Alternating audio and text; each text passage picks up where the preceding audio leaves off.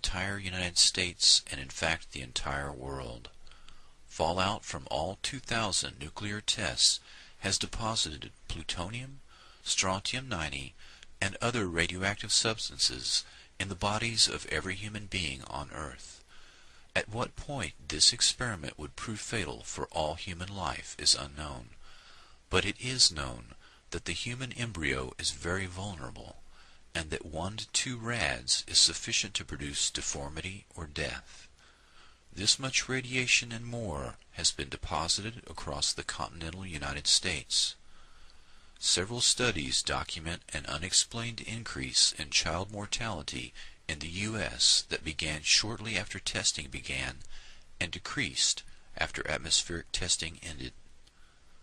The government held hearings in the 1990s and gave monetary compensation to some individuals injected with plutonium, but not the thousands of others injured in secret testing. The government's report is largely a whitewash. Few victims were compensated, and no scientist or government employee was ever punished.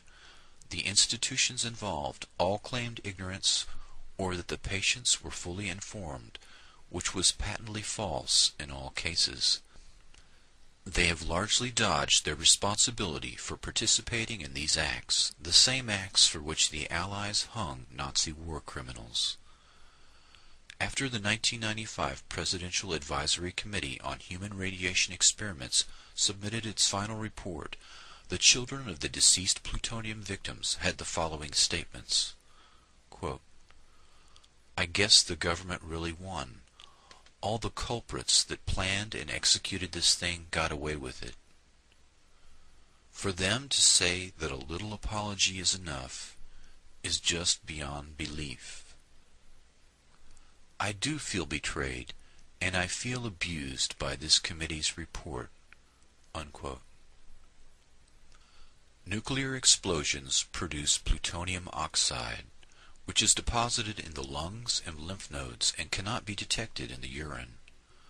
The human experimental subjects were injected with a different form, plutonium citrate or plutonium nitrate, which does show up in the urine.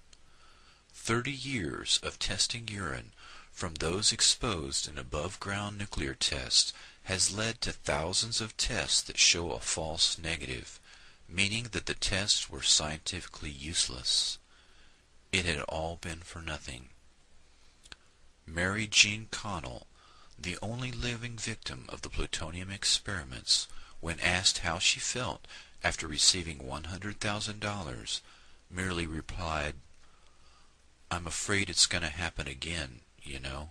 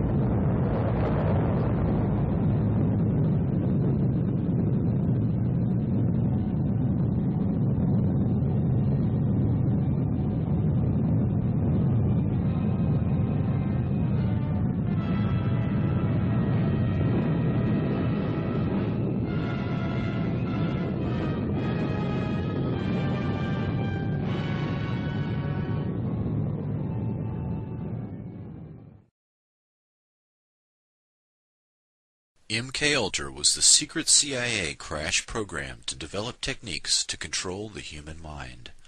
By the end of the Korean War, 70% of the 7,000 U.S. prisoners of war had signed confessions, 15% cooperated fully, and only 5% steadfastly refused confession or indoctrination.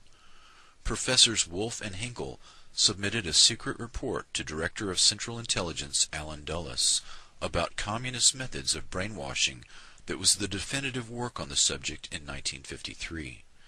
It stated that no drugs or machines were used. Intense psychological pressure and human weakness were the key, beginning with solitary confinement. Guards constantly reminded the prisoner that he was totally cut off from outside support, ordered him to stand for long periods, dictated the positions allowed for sleep, waking him if he moved while sleeping, banned all outside stimuli such as books, conversation, or news of the outside world. After 4 to 6 weeks the prisoner would break down. Quote, "He weeps, he mutters, and prays aloud in his cell." At this stage the interrogation began in a special room. The guard told him that he knew his own crimes all too well. The prisoner is in the position of trying to prove his innocence to he knew not what. The interrogator and the prisoner bond in their shared ransacking of the captive's soul. As the interrogation proceeded, the prisoner realized that he could only end his ordeal with a full confession. Quote, "The prisoner feels that something must be done to end this. He must find a way out." According to a KGB man, more than 99% of prisoners sign a confession at this stage. Then the subject was either shot or sent to a labor camp after sentencing.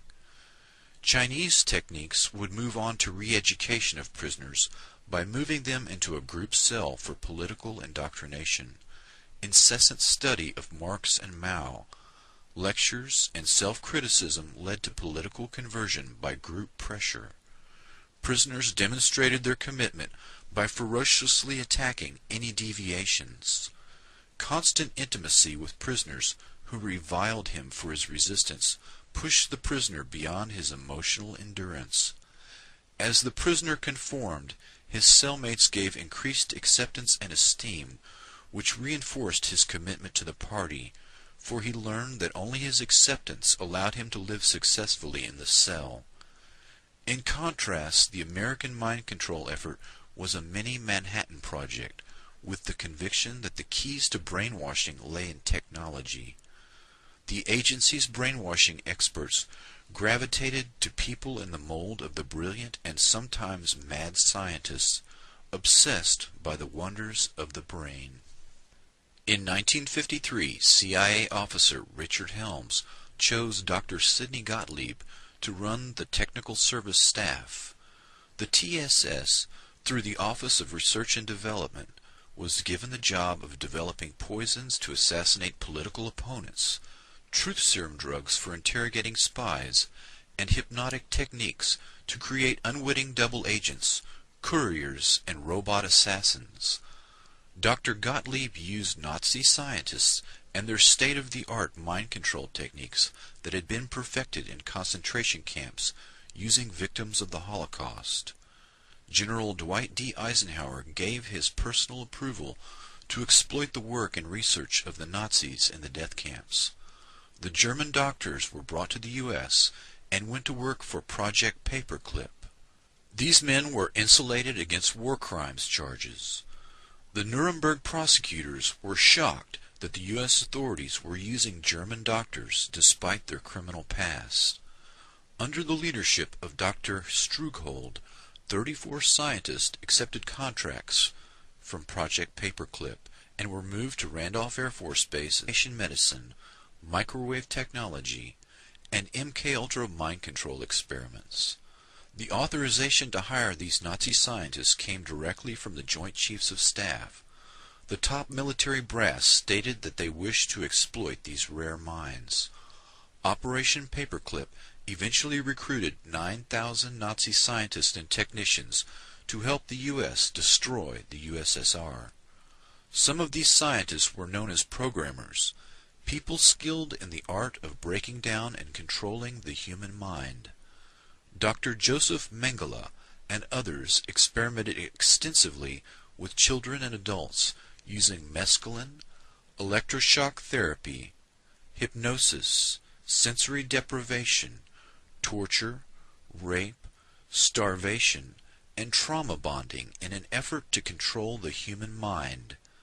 Dr. Mengele was so successful using the technique of trauma bonding that survivors today still exhibit a profound affection for their torturer,